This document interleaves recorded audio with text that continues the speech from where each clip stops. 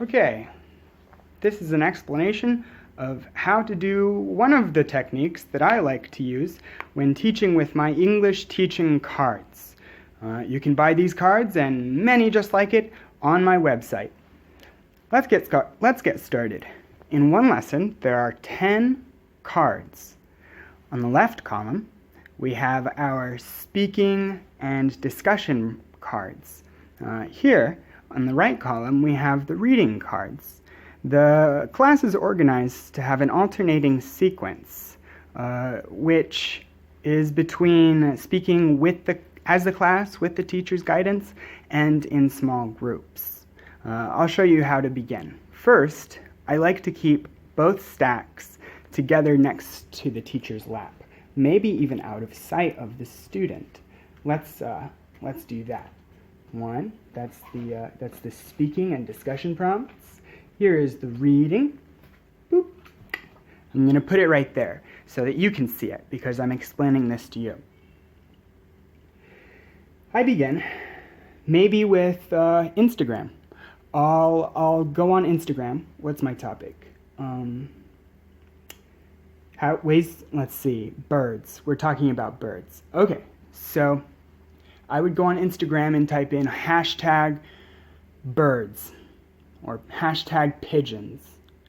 And we would look at the pictures and just discuss them. I will elicit language from them with interesting questions that keep the conversation active and fun. And then I will draw this card, which is a small group discussion prompt. Maybe I'll break them into their small groups and say, hey, okay, everyone, now ask your teammates this question and help each other answer and help each other understand. And I'll give them 2 minutes, and maybe even I'll walk away because it's easier for the better ones to teach the ones with less language if the teacher isn't there. They're more comfortable teaching each other when they have some privacy. And also, those that might not want to speak in front of the teacher and in front of the class as a whole would probably be able to speak if only just in front of their small group peers. This gives them the opportunity to practice privately before they end up having to speak in front of the teacher and in front of the class. After the students have discussed this for 2 minutes or so, I'll come back and I'll ask them, so yeah, what did you talk about? What were some of the ideas that came up? And then I will play this card, but I'll flip it over, and first we'll do side B. We'll read the introduction together. When I wear shoes inside, my mom says it's like I'm walking on her. I was taught that wearing shoes inside the house is not clean. And I ask them, what's the topic? Can you find any repeated words in the intro? Shoes. Where else do you see shoes? Shoes. It happens twice. So maybe shoes is our topic. And in this case, that's correct. I would ask them, where is the thesis statement? The thesis statement has both the topic and something that the speaker is saying about the topic.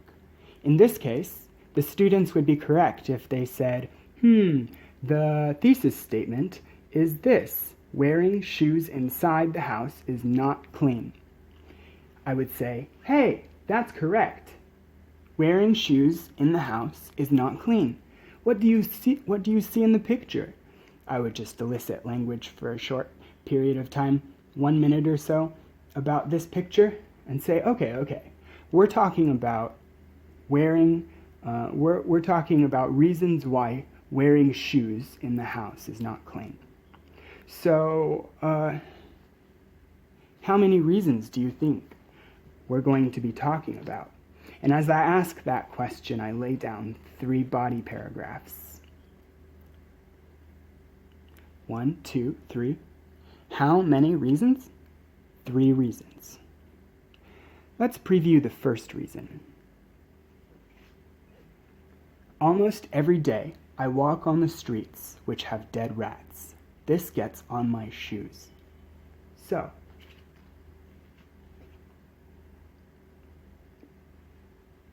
what gets on his shoes? Dead rats. Where? On the streets. Okay, how often does he walk on the streets? Every day. Next, this one. Second, the rats and cats all poop outside, and anywhere I could walk might get animal poop on my shoes. Get what on my shoes? Animal poop. Why? Rats and cats poop outside. Okay.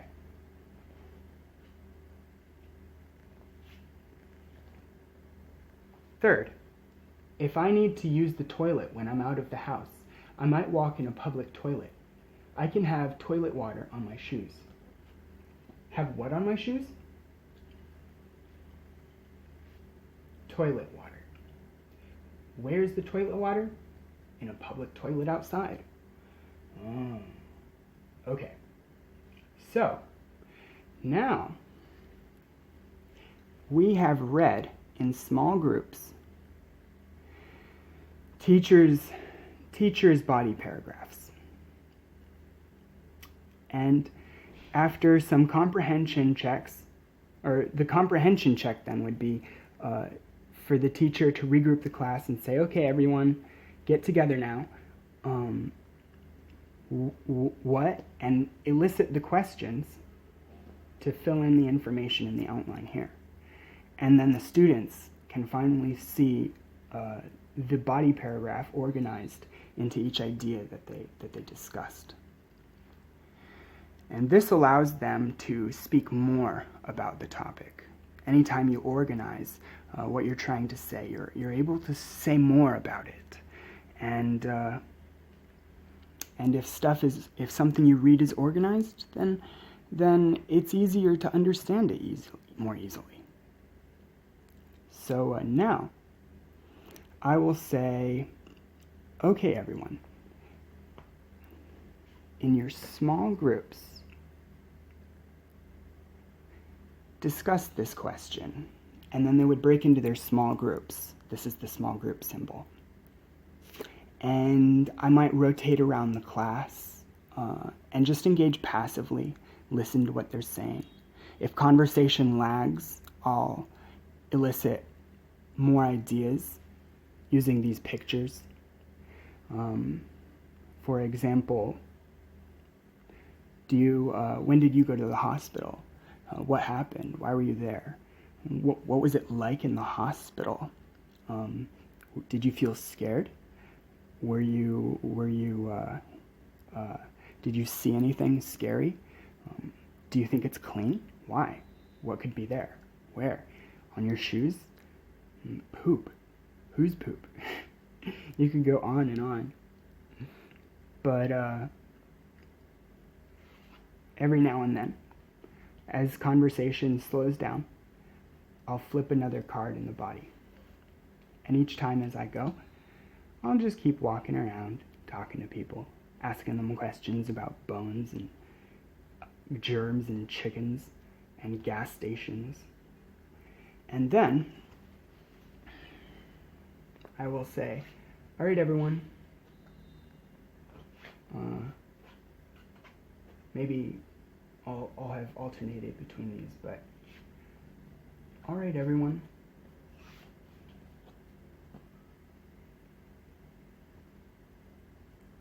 please outline your ideas. Please put them down here. First of all, what did you say here? Put it down here. And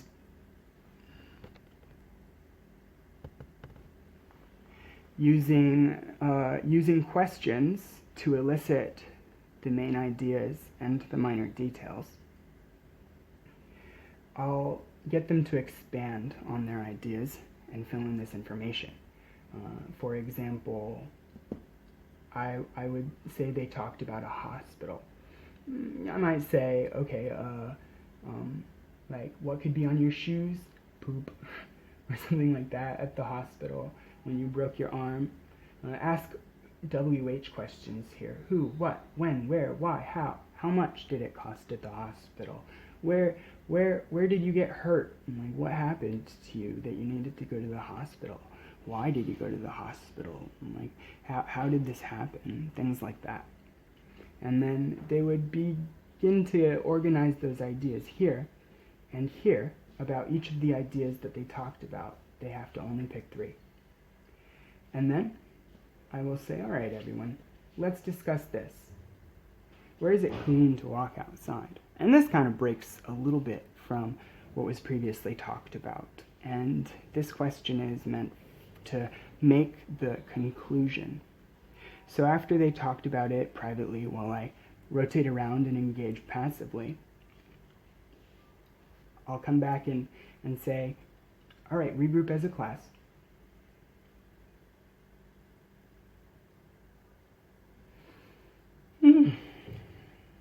And let's read this together. You shouldn't walk with shoes in the house. Everywhere outside is dirty except the beach.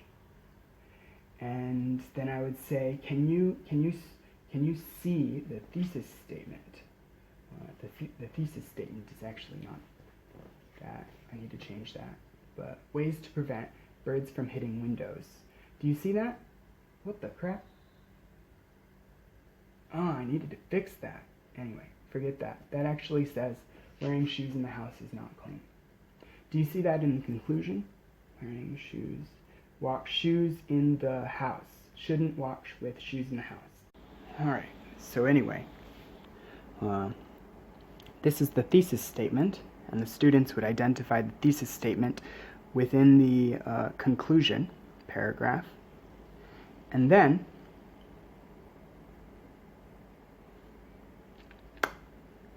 I will flip this over, and this should just say thesis.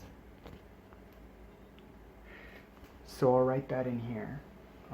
What are we talking about? Wearing shoes in the house is not clean. Okay, so that's our thesis. I'm gonna tell them now for your project, your presentation, what you're gonna practice in your small groups next. Start here and go around here, here, here, here, here, here.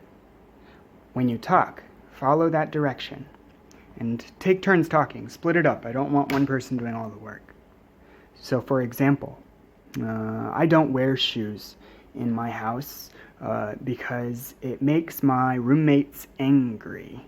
Wearing shoes in the house is not clean. Hospitals. I went to the hospital and pooped. Stood in poop and hand sanitizer and all the dirty things that are on the hospital floor. Second, I sometimes go to the market and there's dead chickens and there's broken bones on the ground that get stuck in my sandals. Third, say I often go to the gas station where there's gasoline and automotive chemicals on the ground that sticks to my shoes when I come home. And then I'll say the thesis, wearing shoes in the house is not clean, then followed by this, but if you want to walk somewhere barefoot outside, a good place to do it would be at the beach. So I hope that helped you, and you can